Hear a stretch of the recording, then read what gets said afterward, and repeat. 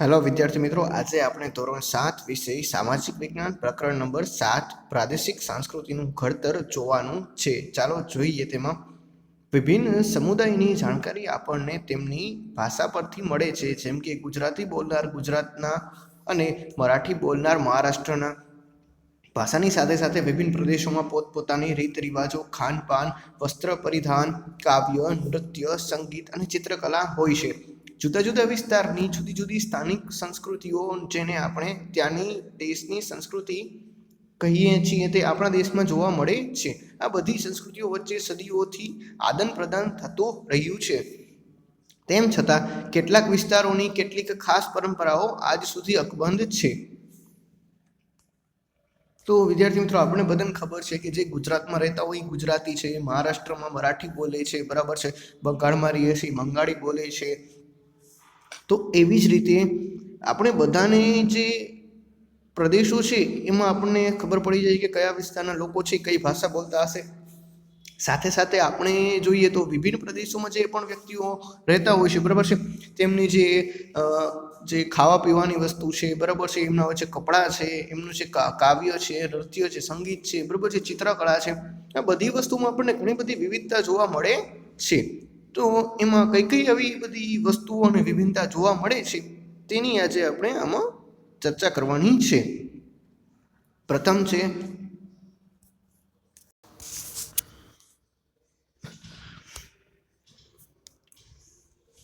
ભારતમાં પ્રાંતીય ભાષાઓનો વિકાસ. બરાબર છે. તો ભારતમાં જે પ્રાંતીય ભાષા છે, બરાબર છે, પ્રદેશવાર અલગ અલગ રાજ્યોમાં અલગ અલગ ભાષા છે, તો એનો વિકાસ કઈ રીતે થયો છે તે જ જોવાનું છે. એમાં પ્રથમ છે મલયાલમ. 9મી સદીમાં સ્થાપવામાં આવેલા મહોદયપુરમનું ચેર રાજ્ય હાલના કેરળનો એક ભાગ હતો. કેરળની સંસ્કૃતિને તેની ભાષા મલયાલમ સાથે જોડતા આ સંસ્કૃતિ મલયાલમ તરીકે ઓળખાય છે. મલયાલમ ભાષા કેરળમાં બોલાતી મુખ્ય ભાષા છે, જેના પર સંસ્કૃતનો ઘણો પ્રભાવ જોવા મળે છે. 14મી સદીમાં વ્યાકરણ અને કાવ્યશાસ્ત્ર પર લખાયેલા લીલાતી તિલક્કમ ગ્રંથ મણિપ્રવાલમ શૈલીમાં લખાયો છે. બરાબર વિદ્યાર્થી મિત્રો, તો આ મલયાલમ ભાષા જે શું છે, તો 9મી સદીની વાત કરીએ તો મહોદયપુરમ છે જે ચેર રાજ્ય છે, બરાબર છે, એટલે કે હાલ આપણે કેરળ કહીએ એનો એક ભાગ હતો.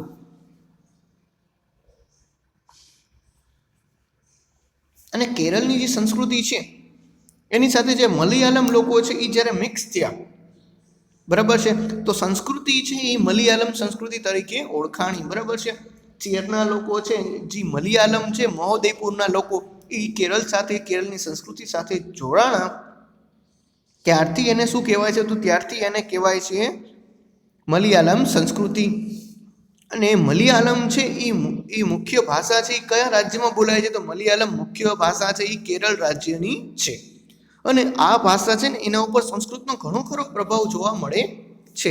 14મી સદીમાં કાવ્ય શાસ્ત્ર કહીએ કે વ્યાકરણ કહીએ તો એ ગ્રંથ એવો રચાણો છે. ગ્રંથનું નામ છે લીલા તિલક્કમ, બરાબર છે, અને મણિપ્રવાલમ શૈલીમાં લખાયેલો છે. કાવ્યને લખવાની પણ શૈલી હોય છે વિદ્યાર્થી મિત્રો, તો એવી આ શૈલીમાં લખાયેલો છે, તો આપણે ખાસ યાદ રાખીશું. હવે જોઈએ તો બંગાળી. બંગાળી ભાષાનો ઉદ્ભવ સંસ્કૃત ભાષામાંથી થયો હોવાનું માનવામાં આવે છે. 15મી સદી સુધીમાં ઉપભાષાઓ તથા બોલીઓ મળી એક સામાન્ય સાહિત્ય ભાષાનું સ્વરૂપ ધારણ કર્યું છે, જે પશ્ચિમ બંગાળની બોલચાલની ભાષા બની. જનજાતિ ભાષાઓ પારસિયન એટલે કે ફારસી ભાષા, અને ભારતમાં અંગ્રેજ શાસનની શરૂઆત બંગાળથી થતાં ત્યાં યુરોપિયન ભાષાઓનો બંગાળી ભાષા પર પ્રભાવ જોવા મળે છે. પ્રારંભિક બંગાળી સાહિત્યને બે ભાગમાં વહેંચી શકાય છે: સાંસ્કૃતિક પ્રભાવથી અને સ્વતંત્ર. પ્રથમ ભાગમાં સંસ્કૃત મહાકાવ્યનો અનુવાદ અને બીજા ભાગમાં નાથ સાહિત્યનો સમાવેશ થાય છે. તો બંગાળી ભાષા છે એનો ઉદ્ભવ પણ સંસ્કૃત ભાષામાંથી થયેલો હોવાનું મનાય છે. 15મી સદી સુધીમાં તો એક ઉપભાષા હતી, બરાબર છે, ખાલી બોલી જ મળી આવે છે, અને થોડુંક સામાન્ય જેવું સાહિત્ય છે ભાષાના સ્વરૂપનું એ પણ મળ્યું હતું, બરાબર છે. એટલે પહેલે તો બોલી હતી, પછી શું થયું કે ધીરે ધીરે એને આપણે લખવાની કોશિશ કરી. પહેલે લોકો ખાલી બોલતા જ બંગાળી, પછી લખવાની શરૂઆત થઈ, અને પછી શું થયું કે આમ બોલ અને ચાલ બેની ભાષા થઈ ગઈ, એટલે કે બોલવાની લખવાની ભાષા થઈ ગઈ. હવે આ ભાષા છે આપણે બધાને ખબર છે કે અંગ્રેજો છે એ સૌથી પહેલા શાસનની શરૂઆત બંગાળથી કરી હતી. તો એના ઉપર છે પાર્શિયન ભાષા છે, ફારસી ભાષા છે અને અંગ્રેજી ભાષા છે, એનો પ્રભાવ છે એ બંગાળી ભાષા ઉપર ખૂબ જ વિશાળ પ્રમાણમાં જોવા મળે છે વિદ્યાર્થી મિત્રો. હવે બંગાળી સાહિત્યની વાત કરીએ તો બંગાળી સાહિત્ય છે એને બે ભાગમાં વહેંચવામાં આવે છે, એક સંસ્કૃતવાળું અને એક સંસ્કૃતથી પર હોય એવું, એટલે કે સંસ્કૃત વગરનું. બરાબર છે, એટલે કે એક સંસ્કૃતથી પ્રભાવિત હોય અને બીજું સંસ્કૃતથી પ્રભાવિત ન હોય. બરાબર છે, અને આ પ્રથમ ભાગ છે બરાબર છે એ સંસ્કૃત મહાકાવ્ય છે એને બે ભાગમાં વહેંચવામાં આવ્યું છે. એક છે સંસ્કૃત મહાકાવ્ય બરાબર છે જેનો અનુવાદ કરેલું હોય એવું બંગાળી સાહિત્ય, અને બીજું છે નાથ સાહિત્ય. આગળ જોઈએ, ગુજરાતી. ભારત અનેક ભાષા અને બોલીઓ સાથે સંકળાયેલું રાષ્ટ્ર છે. પ્રાચીન કાળે ભારતમાં સંસ્કૃત, પ્રાકૃત, તમિલ ભાષાઓનું ચલણ હતું. સમય જતાં તેમાંથી અનેક પ્રાદેશિક ભાષાઓનો વિકાસ થયો. પ્રાદેશિક રાજ્યોની સ્થાપનાએ પ્રાદેશિક ભાષાઓમાં વિકાસમાં બળ પૂરું પાડ્યું અને સંસ્કૃતમાંથી તેમજ દક્ષિણ ભારતમાં તમિલમાંથી ઘણી ભાષાઓનો જન્મ થયો. 8મી સદીથી પ્રાદેશિક ભાષાઓના વિકાસમાં વેગ આવ્યો અને હિન્દી, ખડીબોલી, અવધી, બંગાળી, ગુજરાતી, મરાઠી, મલયાલી, તેલુગુ અને કન્નડ ભાષાઓ વિકસી. ઈસવીસન 10મી અને 11મી સદીમાં સંસ્કૃત, પ્રાકૃત અને અપભ્રાંશમાંથી ગુજરાતી જે ભાષા છે એનો વિકાસ થયો. તો બરાબર વિદ્યાર્થી મિત્રો, તો આપણે બધાને ખબર છે કે ભાષા છે એ પ્રાચીન સમયમાં 3 જ મુખ્ય ભાષા હતી. એક સંસ્કૃત હતી, એક પ્રાકૃત હતી ને ત્રીજી હતી તમિલ. બરાબર છે, એટલે પહેલી સંસ્કૃત, બીજું પ્રાકૃત, ત્રીજું તમિલ, આ 3 જ ભાષા પહેલે બોલાતી હતી. પછી શું થયું કે જેમ જેમ સમય બદલતો ગયો અને જેમ જેમ પ્રદેશોનો વિકાસ થતો ગયો બરાબર છે અને પ્રદેશો સ્થપાવવા માંડ્યા, તેમ શું થયું કે જે સંસ્કૃત ભાષા છે અને તમિલ ભાષા છે બરાબર છે એમાંથી નવી ભાષાઓનો જન્મ શરૂ થયો. 8મી સદીની વાત કરીએ તો 8મી સદીમાં તો હિન્દી છે, ખડીબોલી છે, અવધી છે, બંગાળી છે, ગુજરાતી છે, મલયાલી, તેલુગુ, કન્નડ આ બધી ભાષાઓ વિકસી હતી. હવે 10મી અને 11મી સદીની વાત કરીએ બરાબર છે, એટલે આજથી લગભગ 1000 વર્ષ પહેલાની વાત છે બરાબર છે. તો ત્યારે સંસ્કૃત અને પ્રાકૃત અપભ્રંશ ગુજરાતી ભાષાઓનો વિકાસ થયેલો જોવા મળે છે. બરાબર, ચલો આગળ જોઈએ. તો તેમાં અપભ્રંશ ગુજરાતી ભાષાની જનની છે. આચાર્ય હેમચંદ્રથી અપભ્રંશ ભાષાની શરૂઆત થઈ. સંસ્કૃત, પ્રાકૃત, અપભ્રંશ ભાષા પછી ગુજરાતી ભાષાનો વિકાસ થયો. એટલે અપભ્રંશ ભાષા છે ને એ ગુજરાતી ભાષાની જ જનની છે. એટલે અપભ્રંશ ભાષા એટલે શું કે પહેલે આપણે થોડુંક જેમ તેમ બોલતા હતા બરાબર છે, એટલે કે આપણા પાસે પ્રોપર શબ્દો ન હતા બરાબર છે. એટલે અપભ્રંશમાંથી જ જનની છે બરાબર છે. એટલે અપભ્રંશ ભાષા જ ગુજરાતી બોલી છે એની સાચી માં છે બરાબર છે. એમાંથી જ આ બોલી વિકસી આવી છે. હેમચંદ્રાચાર્ય છે બરાબર છે, એમણે જ અપભ્રંશ ભાષાની શરૂઆત પણ કરી હતી. ગુજરાતી માટેનો જ કહી શકાય તેવો નવો સાહિત્ય યુગ નરસિંહ મહેતાના હાથે વિકસે છે. આ નવા યુગના સૂત્રધાર તરીકે નરસિંહ મહેતા, મીરાબાઈ, ભાલણ ઉપસી આવે છે. એ ત્રણેય ભક્તિ સાહિત્યના વિકાસ સાથે ગુજરાતી ભાષાનો વિકાસ કર્યો છે. નરસિંહ મહેતાએ શામળદાસના વિવાહ, કુંવરબાઈનું મામેરું, હુંડી, સુદામા ચરિત્ર, દાણ લીલા વગેરે કૃતિઓની રચના કરી. મીરાબાઈએ પણ કૃષ્ણ ભક્તિને કેન્દ્રમાં રાખી ઘણા પદો રચ્યા છે. ભાલણે સૌ પ્રથમ પોતાની રચનાઓમાં ગુજરાતી ભાષા માટે ગુજ્જર ભાખાની સંજ્ઞા આપી હતી. તેઓ પાટણના મોઢ બ્રાહ્મણ હતા. તેમણે આખ્યાનના પિતા તરીકે ઓળખવામાં આવે છે. તેમની જાણીતી કૃતિઓમાં ધ્રુવાખ્યાન, મુર્ગીખ્યાન, શિવ ભીરડી સંવાદ વગેરેનો સમાવેશ થાય છે. તો હવે વાત કરીએ તો હેમચંદ્રાચાર્યએ શરૂઆત કરી બરાબર છે. પછી શું થયું કે જેમ જેમ ગુજરાતી ભાષાનો આગળ વિકાસ થતો ગયો તેમ તેમ સાહિત્ય યુગમાં આપણે વાત કરીએ તો નરસિંહ મહેતાએ શું કર્યું, એના શરૂઆત કરી બરાબર છે. એના લેખાચોખા કર્યા પછી નરસિંહ મહેતાએ તો આટલી બધી કૃતિઓ રચી દીધી છે. શામળદાસનો વિવાહ, કુંવરબાઈનું મામેરું, હુંડી, સુદામા ચરિત્ર, દાણ લીલા બરાબર છે, આ બધી રચના કરી. નરસિંહ મહેતાની સાથે સાથે મીરાબાઈ પણ છે. જનરલી આપણી ગુજરાતીની ચોપડીમાં નરસિંહ મહેતાનો જ પ્રથમ કાવ્ય હોય છે અને મીરાબાઈનું દ્વિતીય કાવ્ય હોય છે, એ પણ જોવા મળે છે બરાબર છે. તો મીરાબાઈ છે એને પણ કૃષ્ણ ભક્તિ કેન્દ્રમાં રાખીને ઘણા બધા પદો રચ્યા. અને ત્રીજી વાત કરીએ તો ભાલણ છે બરાબર છે. તો ભાલણે શું કર્યું કે સૌ પ્રથમ વાર ગુજ્જર ભાખા એવી સંજ્ઞા આપી હતી. પોતે છે એવી પાટણના મોઢ બ્રાહ્મણ હતા અને આખ્યાનના પિતા તરીકે જાણીતા છે બરાબર છે. ને આટલા બધા આખ્યાન લખ્યા છે 3. બરાબર છે. ચલો આગળ જોઈએ હવે તો ભારતના ઉત્સવો. ભારતમાં કયા કયા ઉત્સવો મનાવવામાં આવે છે? તો પહેલું જ છે જગન્નાથ રથયાત્રા, બરાબર છે, જેની સાથે ધાર્મિક સંપ્રદાયો પણ જોડાય છે, જેમાં ઓરિસ્સાના પુરીમાં આવેલા જગન્નાથ સંપ્રદાય સુવિખ્યાત છે. જગન્નાથનો અર્થ વિશ્વના માલિક, જગતનો નાથ, જે વિષ્ણુ શબ્દનો સમાનાર્થી છે. 12મી સદીના ગંગવંશના રાજા અનંત વર્માને પુરી ખાતે જગન્નાથ મંદિરનું નિર્માણ કરાવવાનો નિર્ણય લીધો. ઈસવીસન 1230માં રાજા અનગભીમ ત્રીજાએ પોતાનું રાજ્ય જગન્નાથને અર્પણ કરી પોતાને તેમના પ્રતિનિધિ તરીકે ઘોષિત કર્યા. ઓરિસ્સા જીતનાર મુઘલો, મરાઠાઓ અને ઈસ્ટ ઇન્ડિયા કંપનીની બધાએ મંદિર પર પોતાનું વર્ચસ્વ સ્થાપવાનો પ્રયત્ન કર્યો. તેમનું માનવું હતું કે મંદિર પર નિયંત્રણ મેળવવાથી સ્થાનિક લોકો સમુદાયો પણ તેમનું શાસન સ્વીકારશે. પુરીમાં પ્રતિ વર્ષ એક વિશિષ્ટ રથયાત્રાનું આયોજન થાય છે, જેમાં વિષ્ણુના અવતાર જગન્નાથજી રથમાં બેસી પુરીમાં ભ્રમણ કરે છે. દેશ વિદેશની અનેક લોકો આ ઉત્સવમાં સહભાગી થવા આવે છે. હવે જગન્નાથની રથયાત્રા છે એની વાત કરીએ વિદ્યાર્થી મિત્રો, તો આ જગન્નાથ છે એ પુરી ખાતે યોજાય છે, બરાબર છે. પુરી છે એ ઓરિસ્સામાં આવેલું છે. જગન્નાથ સંપ્રદાય છે એ ત્યાંનો વિશ્વવ્યાપી છે. હવે જગન્નાથ એટલે શું? કે જગન્નાથનો અર્થ થાય છે વિશ્વનો માલિક, એટલે જગતનો નાથ જગન્નાથ, બરાબર છે. વિષ્ણુ ભગવાન છે એમનું જે એક રૂપ છે. 12મી સદીમાં જે ગંગવંશ છે એના રાજા અનંત વર્મા છે, એણે આ મંદિર બનાવવાનો નિર્ણય લીધો હતો. અને 1230ની વાત કરીએ તો જે અનગભીમ ત્રીજો છે, બરાબર છે, એને તો આખું રાજ્ય જ મંદિરના નામે કરી દીધું હતું અને પોતે એ મંદિરનો એક ભગવાનનો પ્રતિનિધિ છે તેવી રીતે ઘોષિત કરીને રાજ્યની સેવા કરી હતી. આ સિવાય ઓરિસ્સામાં જેટલા પણ જીત્યા હતા, એટલે કે મુગલો હોય, મરાઠા હોય કે ઈસ્ટ ઇન્ડિયા કંપની હોય, બરાબર છે, આ મંદિર ઉપર પોતાનું કાબુ મેળવવા ઈચ્છતા હતા. કારણ કે એવું લોકો માનતા હતા કે જો આ મંદિર ઉપર અમે કાબુ મેળવી લઈએ ને તો લોકો છે અમારું શાસન છે એ સરળતાથી સ્વીકારશે. અને દર વર્ષે શું થાય છે વિદ્યાર્થી મિત્રો, કે દર વર્ષે છે ને રથયાત્રા નીકળે છે, બરાબર છે.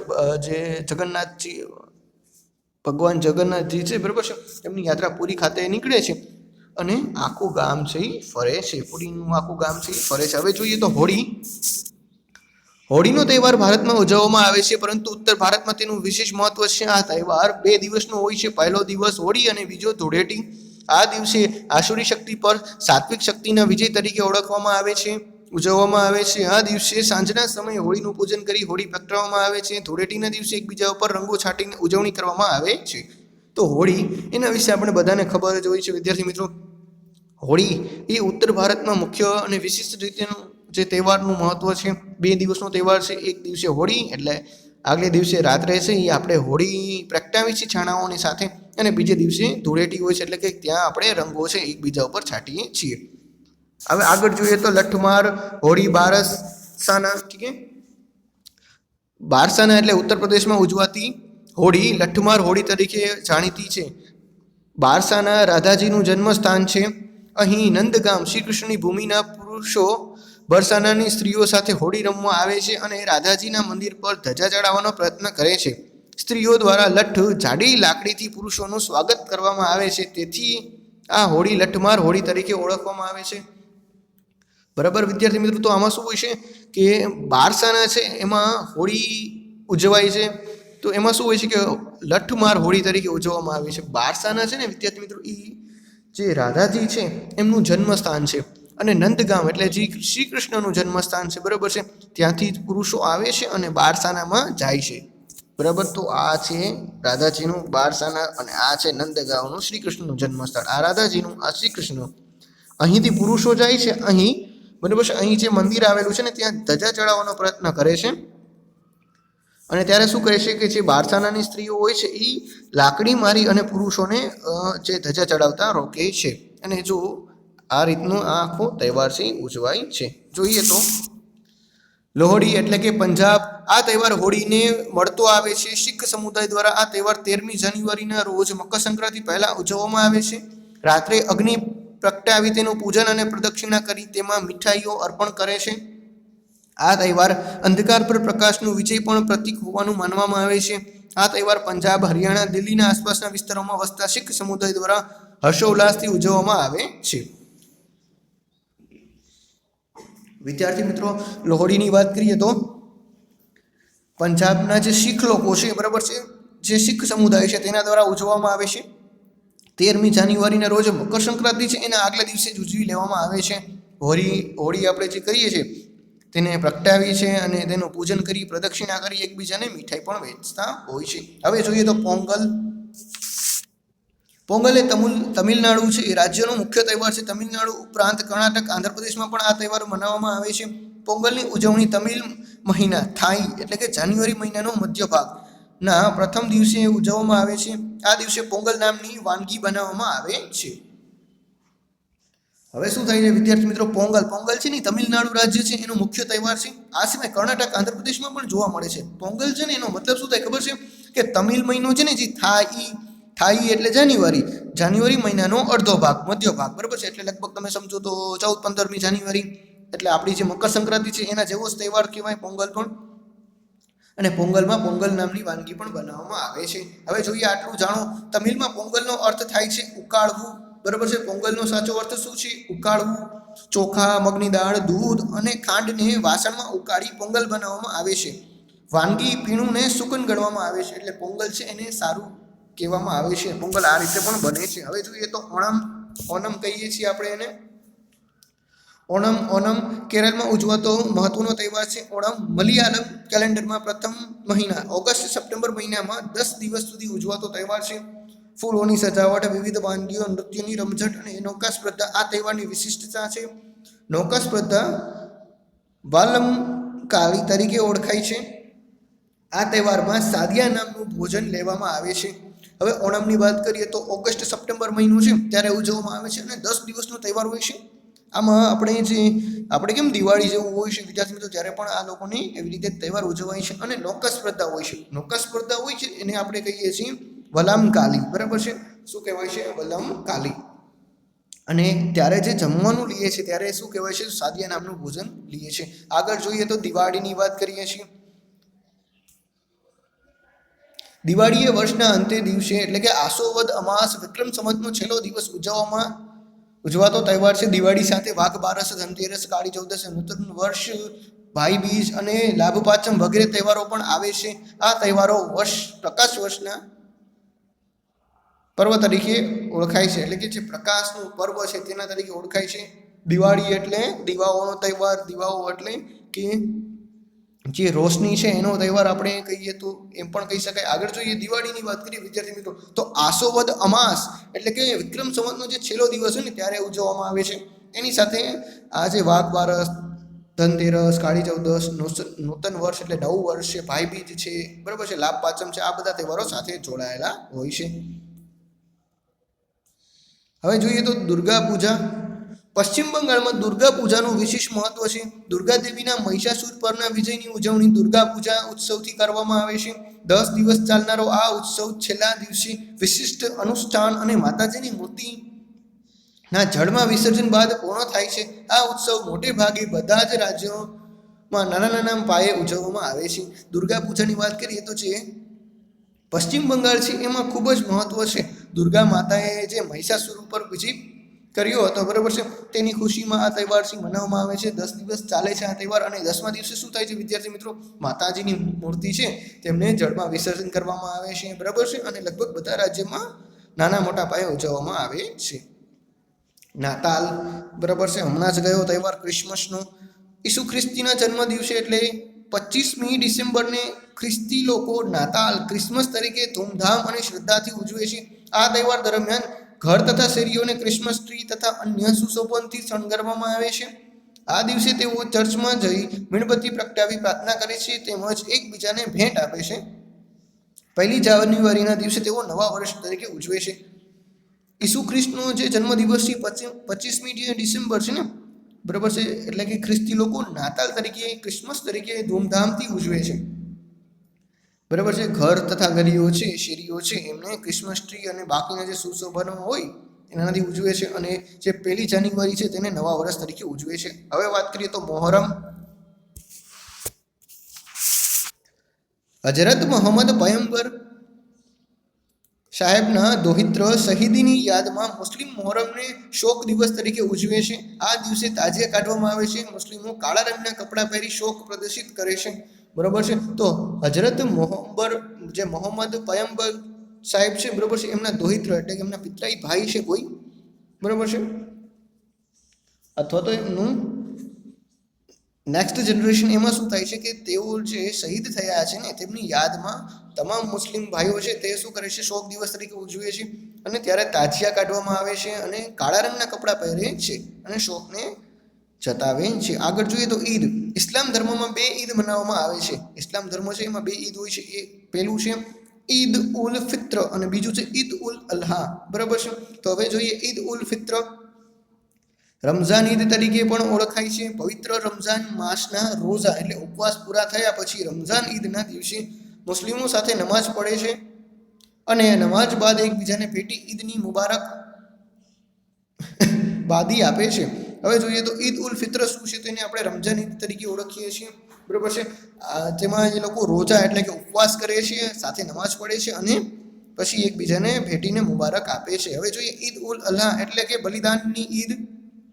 આ ઈદ પવિત્ર હજ મક્કામાં આવેલા પવિત્ર કાબાની યાત્રા સાથે જોડાયેલી છે. તો આ ઈદ છે એ શું છે કે મક્કામાં આવેલું છે એ કાબાની યાત્રા છે, બરાબર છે, એની સાથે જોડાયેલી છે. હવે જોઈએ તો પતેતી, બરાબર છે. પતેતી એ પારસીઓનો મહત્વનો તહેવાર છે. પતેતી છે પારસી લોકોનો મહત્વનો તહેવાર છે. પારસી વર્ષમાં છેલ્લા 5 દિવસો ધાર્મિક પર્વ તરીકે ઉજવાય છે. એટલે પારસીઓનું જે વર્ષ છે એમાં છેલ્લા જે 5 દિવસો હોય ને ધાર્મિક પર્વ તરીકે ઉજવવામાં આવે છે, એટલે કે ધર્મને લગતો તહેવાર છે એવી રીતે ઉજવવામાં આવે છે. આ 5 દિવસોમાંથી છેલ્લા દિવસે પ્રાયશ્ચિતના દિવસો, બરાબર છે, એટલે કે પશ્ચાતાપના દિવસો પતેતી તરીકે ઉજવવામાં આવે છે. પારસી લોકો પોતાના દ્વારા થયેલા ભૂલચૂક, ગુના, પાપ માટે દિલથી પસ્તાવો કરે છે. એટલે કે જે પ્રાયશ્ચિતના દિવસો છે એમાં જે ભૂલ થયેલી હોય, કોઈ ગુનો કે પાપ જે હોય એનો પસ્તાવો કરવા માટે આ તહેવાર ઉજવવામાં આવે છે. આગળ જોઈએ તો પતેતીના દિવસે પારસીઓ તેમના પ્રાર્થના ગુરુ એટલે કે અગિયારીમાં જઈ અવેસ્તા નામના પ્રાર્થનાના ગ્રંથમાં આપવામાં આવેલા પ્રસ્તાવ માટેની પ્રાર્થના કરે છે. પતેતીના બીજે દિવસે તેઓ નવરોઝ એટલે નવા વર્ષનો પ્રથમ દિવસ તરીકે ઉજવે છે. એટલે પારસી લોકોનું જે પ્રાર્થના ગુરુ છે એ કયા નામે ઓળખાય છે, તો અગિયારી નામે ઓળખાય છે અને અવેસ્તા નામનો એમનો પ્રાર્થનાનો ગ્રંથ છે. હવે એ ગ્રંથમાં જે પણ પસ્તાવા માટેની શરતો હોય તે શરતો અને પ્રાર્થનાઓ છે એનું પાલન કરે છે અને પતેતીના બીજા દિવસથી શું કરે છે, નવરોઝ કરે છે, એટલે કે નવું વર્ષનું શરૂઆત કરે છે. હવે જોઈએ તો ચેટી ચાંદ, બરાબર છે, જેને આપણે ચેટી ચંદ પણ કહીએ છીએ. તો ચેટીચંદ એ સિંધી ભાઈ બહેનોનો તહેવાર છે. ચૈત્ર શુદ્ધ એકમના દિવસે સિંધી લોકો નૂતન વર્ષના પ્રથમ દિવસ તરીકે ઉજવે છે. તેઓ એકબીજાને નવા વર્ષના નૂતન વર્ષાભિનંદન પાઠવે છે. આ દિવસે તેઓ પોતાના ઈષ્ટદેવ ઝૂલેલાલની શોભાયાત્રા કાઢે છે અને શ્રદ્ધાળુઓ તાહીરી મીઠો ભાત પ્રસાદ તરીકે વહેંચે છે. હવે જોઈએ તો ચેટીચાંદની વાત કરીએ તો શું હોય છે કે ચૈત્ર શુદ્ધ એકમ હોય છે ને, બરાબર છે, એમના દિવસે સિંધી લોકોના જે વર્ષનો પ્રથમ દિવસ છે એ તરીકે ઉજવે છે અને એકબીજાને જે નૂતન વર્ષાભિનંદન છે એ પાઠવે છે. સાથે સાથે ઝૂલેલાલની શોભાયાત્રા કાઢે છે અને તાહીરી એટલે મીઠો ભાત પણ આપે છે. મીઠા ભાત હોય છે ને એ. તો વિદ્યાર્થી મિત્રો હવે જોઈએ તો ગુજરાતના ઉત્સવો. નવરાત્રિ આશો સુદ એકમથી આશો સુદ નવમ સુધીના દિવસોને નવરાત્રિ તરીકે ઉજવવામાં આવે છે. નવરાત્રિ એ શક્તિની આરાધનાનું પર્વ છે. આ 9 દિવસો દરમિયાન લોકો માં દુર્ગાની પૂજા કરે છે. નવરાત્રિમાં ગરબા અને દાંડિયા રાસ રમાય છે. ગરબા એ ગુજરાતની આગવી ઓળખ છે. તો નવરાત્રિ છે ક્યારે શરૂ થાય છે, તો આશો સુદ એકમથી આશો સુદ નવમ સુધી હોય છે. 9 દિવસનો તહેવાર એટલે નવરાત્રિ, બરાબર છે. મા દુર્ગાની પૂજા થાય છે અને ગરબા અને દાંડિયા રાસની તો રમાય જ છે, એ તો આપણે બધાને ખબર હોય છે. હવે જોઈએ તો ઉત્તરાયણ. સૂર્યનું ધન રાશિમાં મકર રાશિમાં આવવું એટલે ઉત્તરાયણ. તે મકર સંક્રાંતિ તરીકે પણ ઓળખાય છે. તો સૂર્યનું છે એ ધન રાશિ એટલે મકર રાશિમાં જ્યારે પ્રવેશ થાય એટલે એને ઉત્તરાયણ કહેવાય છે ને. ઉત્તરાયણનું બીજું નામ મકર સંક્રાંતિ પણ છે. હવે જોઈએ રથયાત્રા. જગન્નાથપુરીની રથયાત્રાની જેમ ભારતના વિવિધ ભાગોમાં અષાઢી મહિનાની સુદ બીજને દિવસે જગન્નાથજીની રથયાત્રા નીકળે છે, જેમાં અમદાવાદમાં નીકળતી રથયાત્રા સવિશેષ આકર્ષક છે. આ રથયાત્રામાં હાથી, ઘોડા, અખાડા, સાધુ સંતો સહિત લાખોની સંખ્યામાં લોકો ભાગ લે છે. પહિંદ વિધિ કર્યા બાદ રથયાત્રાનો પ્રારંભ કરવામાં આવે છે. રથયાત્રામાં ભગવાન જગન્નાથ, મોટા ભાઈ બલરામ એટલે કે બલભદ્ર અને બહેન સુભદ્રા રથમાં સવાર થઈ નગરચર્યા માટે નીકળે છે. તો શું થાય છે કે અમદાવાદમાં જે આવેલી છે રથયાત્રા એ ખૂબ જ પ્રસિદ્ધ છે. તેમાં ઘણા લોકો ભાગ લે છે. પહિંદ વિધિ શરૂઆત થાય છે પહિંદ વિધિથી, અને પછી રથયાત્રા આગળ વધે છે. તેમાં જગન્નાથ હોય છે, તેમના મોટા ભાઈ બલરામ જેને બલભદ્ર કહેવાય છે તે, અને બહેન છે એ સુભદ્રા હોય છે.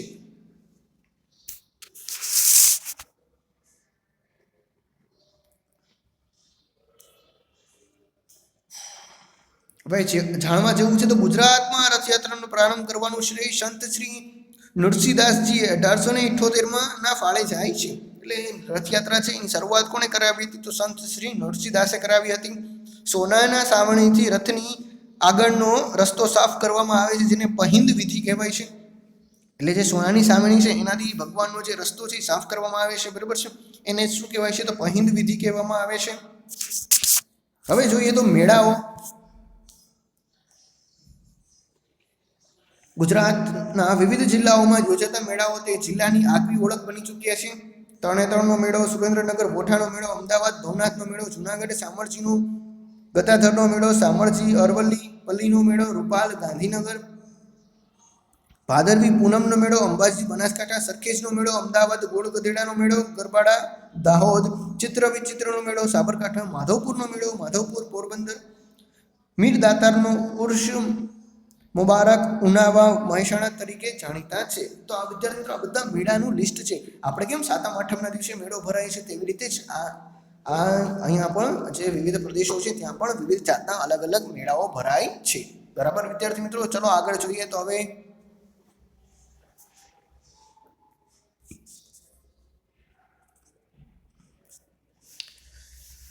ભારતના મુખ્ય શાસ્ત્રીય નૃત્યો, એટલે ભારતમાં જે મુખ્ય શાસ્ત્રીય નૃત્યો છે, બરાબર છે, જૂના નૃત્યો છે, કયા કયા છે? કથક છે એમાં પ્રથમ કથક.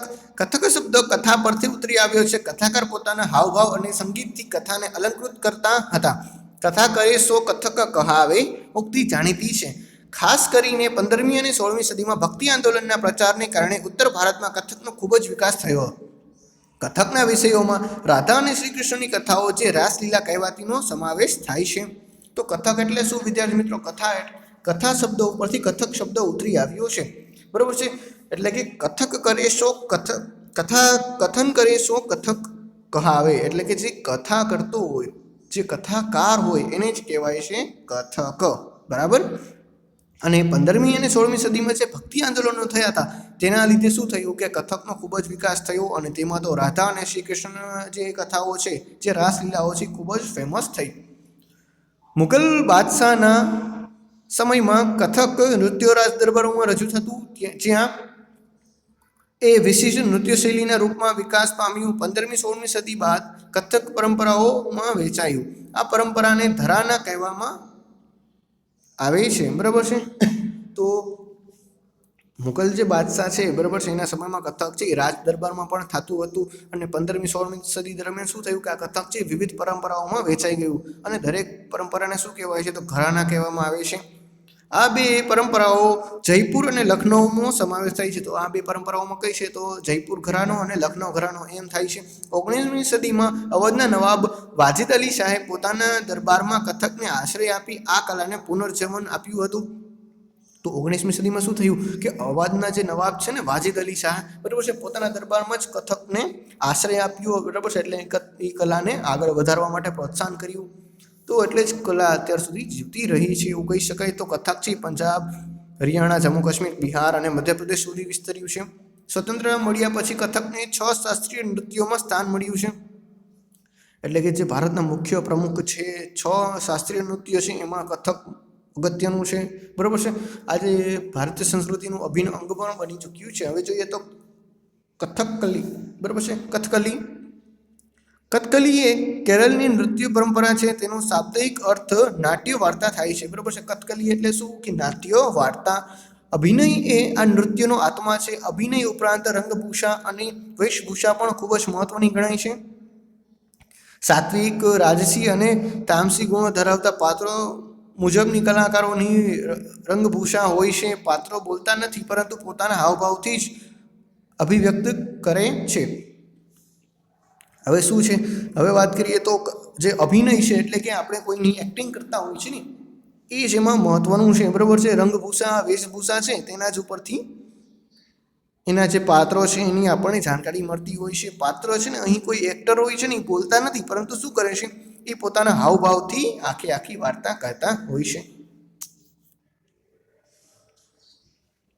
હવે જોઈએ તો મણિપુરી નૃત્ય એ પૂર્વ ભારતમાં આવેલા મણિપુર રાજ્યની ઓળખ છે. મણિપુરના લોકો દરેક પ્રસંગ ઉત્સવે આ નૃત્ય કરે છે. આ નૃત્યમાં શરીરની ગતિ ધીમી હોવાથી તેને ભારતના અન્ય નૃત્યોથી અલગ માનવામાં આવે છે. મણિપુરી નૃત્યોમાં 2 પ્રકાર છે, લાસ્ય અને તાંડવ. મણિપુર રાજ્યમાં જે નૃત્ય થાય છે એને મણિપુરી કહેવામાં આવે છે. દરેક પ્રસંગે થાય છે આવું નૃત્ય, બરાબર છે. અને ધીમી ગતિ હોવાથી શું થાય છે કે બધા જે નૃત્ય છે એમાંથી અલગ પડે છે. 2 પ્રકાર છે, લાસ્ય અને તાંડવ.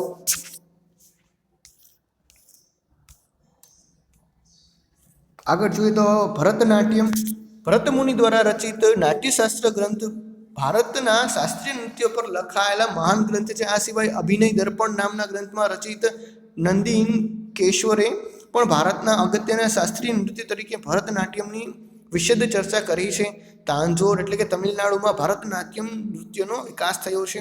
ભરતનાટ્યમની વાત કરીએ વિદ્યાર્થી મિત્રો તો ભરતમુનિ દ્વારા જે નાટ્યશાસ્ત્ર લખાયું છે તેમાં તેમનો ઉલ્લેખ જોવા મળે છે. આ સિવાય જે અભિનય દર્પણ છે, બરાબર છે, જેનું રચનાકાર છે નંદિકેશ્વર, એમણે પણ શાસ્ત્રીય નૃત્યો તરીકે ભરતનાટ્યમની ચર્ચા કરી છે. તાંજોર તમિલનાડુમાં આ નૃત્યનો વિકાસ થયેલો જોવાય છે. હવે જોઈએ તો કુચીપુડી. ભારતના અગ્રણીય શાસ્ત્રીય નૃત્ય કુચીપુડીનો ઉદ્ભવ આંધ્રપ્રદેશના કુચીપુડી નામના ગામમાં થયો હતો. આ ગામમાં યક્ષગાન તરીકે ઓળખાતા નૃત્યએ 17મી સદીમાં કુચીપુડી નૃત્યનું સ્વરૂપ ધારણ કર્યું છે. તેના સ્થાપક વૈષ્ણવ કવિ સિદ્ધેન્દ્ર યોગી હતા. આ નૃત્ય સાથે નાટકની પરંપરા પણ સંકળાયેલી છે. કુચીપુડીની વાત કરીએ વિદ્યાર્થી મિત્રો તો કુચીપુડી પણ એક અગત્યનું શાસ્ત્રીય નૃત્ય છે. આંધ્રપ્રદેશમાં જે કુચીપુડી નામનું ગામ છે એમાંથી શરૂઆત થઈ હતી. યક્ષગાન તરીકે ઓળખાય છે, બરાબર છે. 17મી સદીમાં શરૂઆત થઈ હતી અને ધીરે ધીરે પછી શું થયું કે કુચીપુડી નાટ્ય બની ગયું હતું. અને એના જે સ્થાપક છે એ કોણ છે તો વૈષ્ણવ કવિ સિદ્ધેન્દ્રન, બરાબર છે, જે યોગી હતા. અને આ પરંપરા હજી પણ જાળવી રાખી છે. હવે જોઈએ તો બિહુ. બિહુ અસમનું પ્રસિદ્ધ નૃત્ય છે. ઉલ્લાસ વ્યક્ત કરવા માટે સ્ત્રી પુરુષોના સમૂહ દ્વારા પરંપરાગત પોશાક પહેરી આ નૃત્ય કરવામાં આવે છે. આ નૃત્યમાં હાથ પગનું હલનચલન તથા ગતિ અને સમૂહ નિર્માણ મહત્વનો ભાગ ભજવે છે. ઢોલ, પેપા એટલે કે ભેંસના શિંગડામાંથી બનાવેલા એક વાદ્ય છે અને વાંસળી જેવા વાદ્યોનો ઉપયોગ આ નૃત્યમાં કરવામાં આવે છે. તો બિહુની વાત કરીએ તો અસમનું લોકપ્રિય નૃત્ય છે, બરાબર છે. સ્ત્રી અને પુરુષો પોતાનો ઉલ્લાસ, પોતાનું જે ઈચ્છા છે તે દર્શાવવા માટે અને જે પરંપરાગત પોશાક છે તે પહેરીને નૃત્ય કરે છે. હાથ પગની હલનચલન અને ગતિ અને સમૂહ નિર્માણ આમાં એક મહત્વનો ભાગ ભજવે છે. પેપા એટલે કે ભેંસના શિંગડા છે એમાંથી એક વાદ્ય બનાવવામાં આવે છે અને જે વાંસળી છે તેનો ઉપયોગ આમાં કરવામાં આવે છે.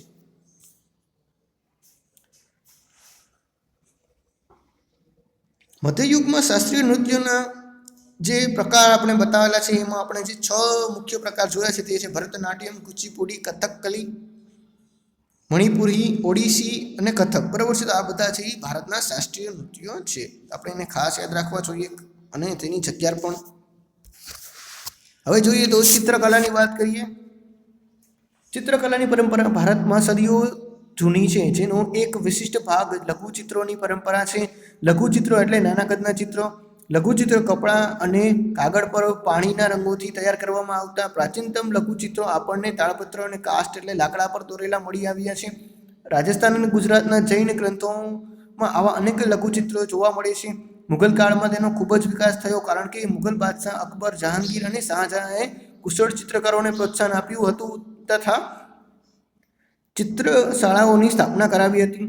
મહાભારત અને પંચતંત્ર જેવા ગ્રંથો તેમજ અકબરનામામાં ચિત્રકારોએ ખૂબ જ સુંદર લઘુચિત્ર દોર્યા છે. રાસ દરબારના દ્રશ્યો, યુદ્ધના દ્રશ્યો, શિકારના દ્રશ્યો અને સામાજિક જીવનના દ્રશ્યો લઘુચિત્રના વિષય તરીકે રહેતા આવા ચિત્રો એકબીજાને ભેટમાં આપવામાં આવતા, તેમજ બાદશાહ અને તેમના નજીકના લોકો જ તેને જોઈ શકતા હતા. હવે ચિત્રકલાની વાત કરીએ વિદ્યાર્થી મિત્રો, તો ભારતમાં તો આ સદીઓ જૂની પરંપરા છે ચિત્ર દોરવાની, બરાબર છે. અને એમાં લઘુચિત્ર એટલે કે જે નાના કપડાં અથવા કાગળમાં દોરાય એવા ચિત્ર તો ઘણીવાર આપણને જોતા જોઈએ છીએ. તો આવા જે ચિત્રો છે એ તાળપત્ર છે, કાસ્ટ છે એટલે કે જે લાકડું છે તેના ઉપર આપણને જોવા મળે છે. સાથે સાથે છે બાદશાહ છે, મુઘલ બાદશાહ અકબર છે, જહાંગીર છે, શાહજહાં છે, બરાબર છે, તેમણે તો ચિત્રશાળાઓ શરૂ કરાવી હતી અને તેઓ પણ જે ચિત્રકળાના જે કારીગરો હોય, કુશળ કારીગરો, બરાબર છે, તેમને પણ પ્રોત્સાહન આપ્યું હતું. આગળ જોઈએ તો ખંભાતના શાંતિનાથ ભંડારમાં અને પાટણના શ્રી હેમચંદ્રાચાર્ય દૈનિક જ્ઞાન ભંડારમાં સચવાયેલા હસ્તપત્રોમાં લઘુચિત્ર જોવા મળે છે. આ ચિત્રમાં ગુજરાતના સંપ્રદાયો અને સામાજિક જીવનનું પ્રતિબિંબ પાડે છે.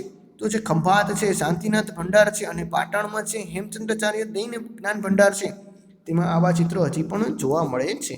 આગળ જોઈએ ચિત્રની શૈલી, બરાબર છે. ધરાના વિસ્તાર અને આશ્રયદાતા આધારિત કલા. તો ચિત્રની શૈલી કેવી હોવી જોઈએ તેની ચર્ચા કરવાની છે. મુગલ સામ્રાજ્યના પતન બાદ ક્ષત્રિય રાજ્યોએ ચિત્રકલાને આશ્રય આપ્યો, તે જેમાં રાજસ્થાન અને દક્ષિણ રાજ્યો મુખ્ય હતા. આ શાસકોએ તેમના દરબારમાં દ્રશ્યોનું ચિત્રણ કરાવ્યું હતું. મેવાડ, જોધપુર, બુંદી, કોટા અને કિશનગઢ જેવા રાજ્યોએ ભારતની પૌરાણિક કથાઓ, મહાકાવ્યો, દેવી દેવતાઓના ચિત્રોનું સર્જન કરાવ્યું હતું. 17મી સદી પછીના વર્ષોમાં હિમાલય પ્રદેશના ઘણા લઘુચિત્રોનો ખાસો વિકાસ થયો, જેને બસોહલી શૈલી કહેવામાં આવે છે. ભાનુદત્તના પુસ્તકમાં રસમંજરીમાં આવા વિશિષ્ટ ચિત્રો જોવા મળે છે.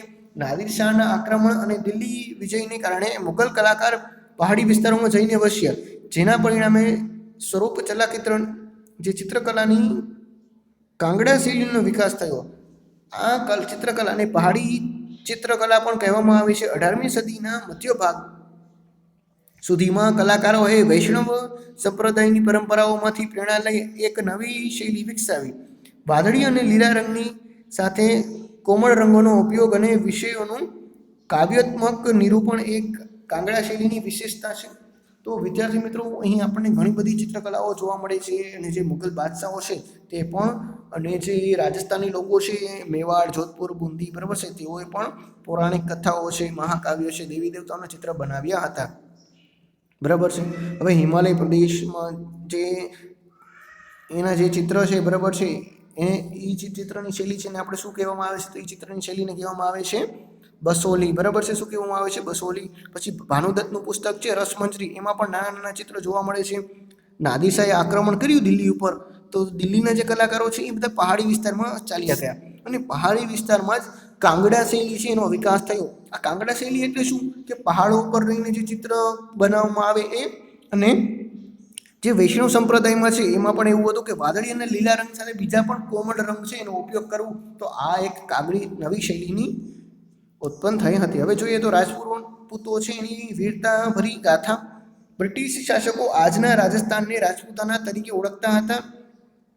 રાજપૂતોએ રાજસ્થાનમાં એક વિશિષ્ટ સંસ્કૃતિનું સર્જન કર્યું. રાજપૂતોની સંસ્કૃતિ પરંપરાઓ તેમના આદર્શો અને વીરતા સાથે જોડાયેલી હતી. રાજપૂતોની વીરભરી ગાથાઓ ચારણ અને બારોટ કાવ્યો અને તેમના ગીતો દ્વારા વર્ણવતા. આ કથાઓમાં રાજપૂતની શૂરવીરતા ઉપરાંત સ્વામી ભક્તિ, મિત્રતા, પ્રેમ, વીરતા, ક્રોધ વગેરે દર્શાવવામાં આવતા હતા. તો જે બ્રિટિશ લોકો છે એ રાજસ્થાનનો આખો એરિયા છે એને રાજપૂતાના તરીકે ઓળખતા હતા. અને રાજપૂતોની જે પરંપરાઓ છે, આના આદર્શ છે, વીરતા છે, તેમની વાત છે એ ચારણ અને બારોટ છે એ કાવ્યો અને ગીતો સ્વરૂપે વર્ણવતા હતા, બરાબર છે. તો રાજપૂતોના જે ગુણો કહીએ તો સ્વામી ભક્તિ છે, મિત્રતા છે, પ્રેમ છે, વીરતા છે, ક્રોધ છે, વગેરે તેમના ગુણો પણ જે કાવ્ય સ્વરૂપે આજે જોવા મળે છે. રાજપૂત સ્ત્રીઓ ગાય અને ધર્મ માટે પોતાના પ્રાણ ન્યોછાવર કરી દેતા. રાજપૂત સ્ત્રીઓ પણ શૂરવીરતામાં પાછી પડે તેમ નહોતી.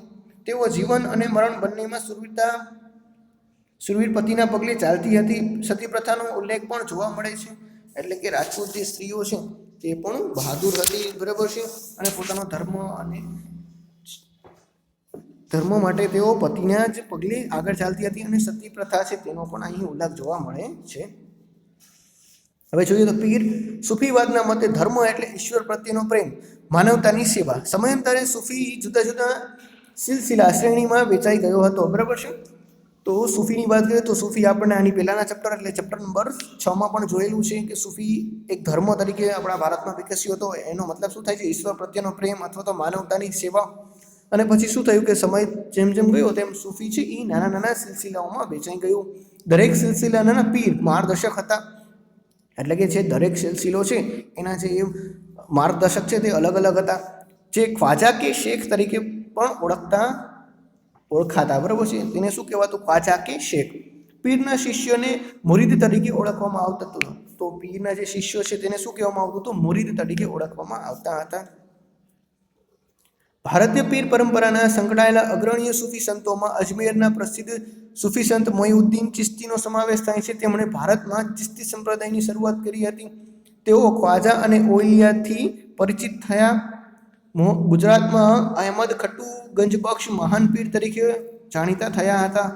તો જે મોઈઉદ્દીન ચિશ્તી છે, આપણે આની પહેલાના પ્રકરણમાં પણ તેમના વિશે ચર્ચા કરી હતી. તેઓ ખ્વાજા અને ઓલિયા છે, બરાબર છે, તેમનાથી પરિચિત થયા હતા. અને ગુજરાતની વાત કરીએ તો જે અહેમદ ખટ્ટુ ગંજબક્ષ છે એક મહાન પીર તરીકે જાણીતા થયા. હવે જોઈએ તો પાળિયા.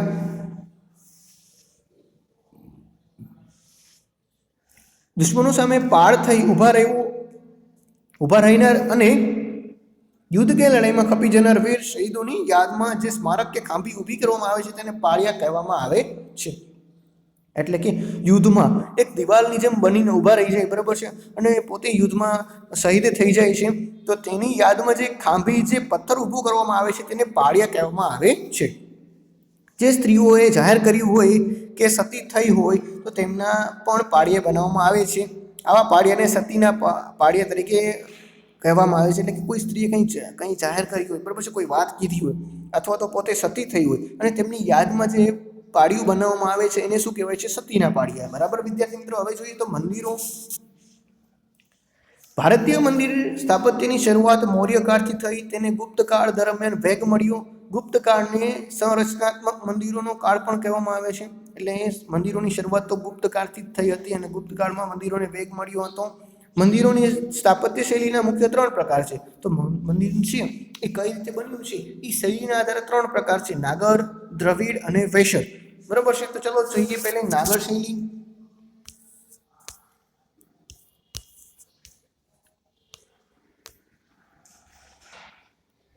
ઈસવીસન 5મી સદી પછી ભારતના ઉત્તર ભાગ એટલે હિમાલયથી માંડી વિંધ્ય સુધી જે મંદિર સ્થાપત્યની શૈલીનો વિકાસ થયો તેને નાગર શૈલી તરીકે ઓળખવામાં આવે છે. આ મંદિરો સામાન્ય રીતે પંચાયત શૈલીના અને ઈંડાકાર શિખર વાળા બનાવવામાં આવતા હતા. આ શૈલી મંદિરોમાં જગન્નાથનું મંદિર, કોણાર્ક ઓડિશા, સૂર્ય મંદિર મોઢેરા ગુજરાતનું, તેમજ ખજુરાહોનું મહાદેવ મંદિર મધ્યપ્રદેશ વગેરે મંદિરોનો સમાવેશ થાય છે. એટલે કે ઉત્તર ભારતથી લઈને છેટ વિંધ્યની પર્વતમાળા છે, એટલે કે મધ્ય ભારત સુધીનો ભાગ છે, બરાબર છે, જેમાં જે શિખરો છે મંદિરના એ ઈંડાકાર હોય, બરાબર છે, લંબગોળ આકારે હોય, તો તેની કઈ શૈલી કહેવાતી? તો નાગર શૈલી કહેવાતી. અને બાકીના જે મંદિરોના ઉદાહરણ આપેલા છે. હવે જોઈએ તો દ્રવિડ શૈલી. દક્ષિણ ભારતમાં વિકસેલી સ્થાપત્યની શૈલીને દ્રવિડ શૈલી તરીકે ઓળખવામાં આવે છે, જેમાં તમિલનાડુ, દક્ષિણ આંધ્ર, કેરેલા, દક્ષિણ કર્ણાટક વગેરે જેવા પ્રદેશોમાં જોવા મળે છે.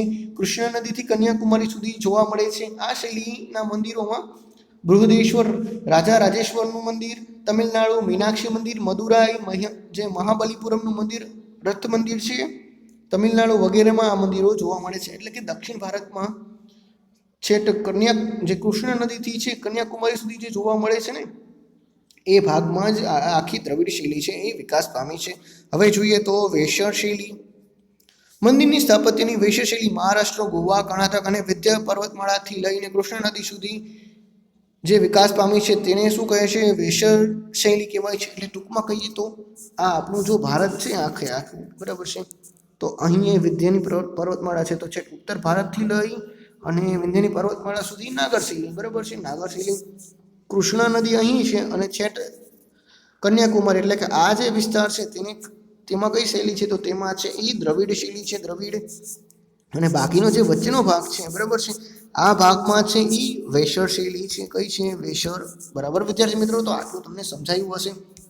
હવે જોઈએ તો અહીં આપણને મેળો અને જિલ્લા આપેલા છે, તો ચાલો જોઈએ મેળો અને કયા કયા જિલ્લા છે. તો પહેલું છે તરણેતરનો મેળો. તો જે તરણેતરનો મેળો છે એ સુરેન્દ્રનગર સાથે જોડાયેલો છે.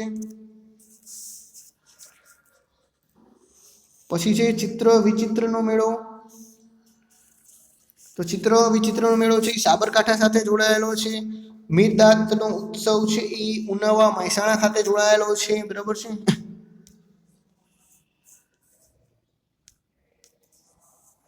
પછી જે પલ્લીનો મેળો, તો જે પલ્લીનો મેળો છે એ રૂપાલ ગાંધીનગર ખાતે જોડાયેલો હશે.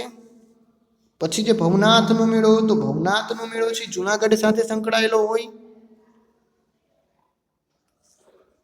અને વોઠાનો મેળો, તો વોઠાનો મેળો અમદાવાદમાં આવેલો છે. એક બે વાક્યમાં ઉત્તર છે. તો કાંગડા શૈલી આપણે કહેવાની છે. કાંગડા શૈલી હિમાલયની પર્વતમાળામાં જોવા મળે છે. બરાબર છે. તેમાં જે હલકા રંગો છે, બરાબર છે, એટલે કે જે નિખરી આવે તેવા રંગોનો ઉપયોગ થતો હોય છે. કેરળમાં યોજાતી નૌકા સ્પર્ધા કયા નામથી ઓળખાય છે? તો આપણે બધાને ખબર હોવી જોઈએ વિદ્યાર્થી મિત્રો, આપણે આ યુનિટમાં ભણેલા છે કે કેરળમાં જે નૌકા સ્પર્ધા છે એ વલ્લમકાલી તરીકે ઓળખાય છે. વ્યાકરણ અને કાવ્યશાસ્ત્ર પર મણિ પ્રવાલ શૈલીમાં લખાયેલું ગ્રંથનું નામ શું છે? તો મણિ પ્રવાલ જે ગ્રંથ લખાયો હતો, બરાબર છે, તે ગ્રંથ કોના દ્વારા લખાયેલો હતો વિદ્યાર્થી મિત્રો? તે આપણે કહેવાનું છે.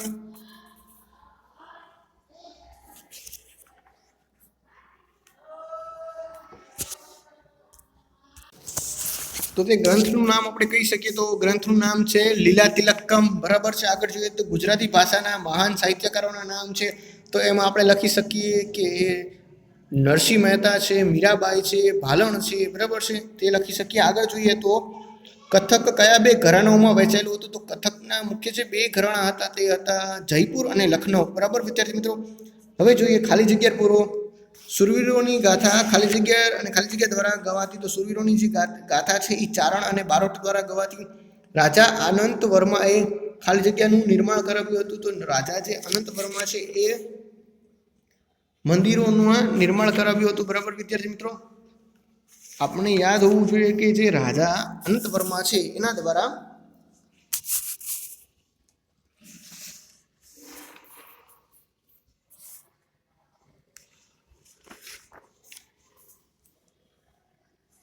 જે જગન્નાથ રથયાત્રા છે, બરાબર છે, તેમના માટે જે જગન્નાથનું મંદિર છે તેમનું નિર્માણ કરાવ્યું હતું. આગળ જોઈએ તો કુચીપુડીનો ઉદ્ભવ ખાલી જગ્યાના કુચીપુડી ગામમાં થયો હતો. તો કુચીપુડી વિદ્યાર્થી મિત્રો, કુચીપુડી છે એનો ઉદ્ભવ આંધ્રપ્રદેશના કુચીપુડી નામના ગામમાં થયો હતો. એટલે કે આંધ્રપ્રદેશ જવાબ આવશે. એની સાથે જ અહીં આપણો પાઠ નંબર 7 છે એ પૂરો થાય છે. Thank you.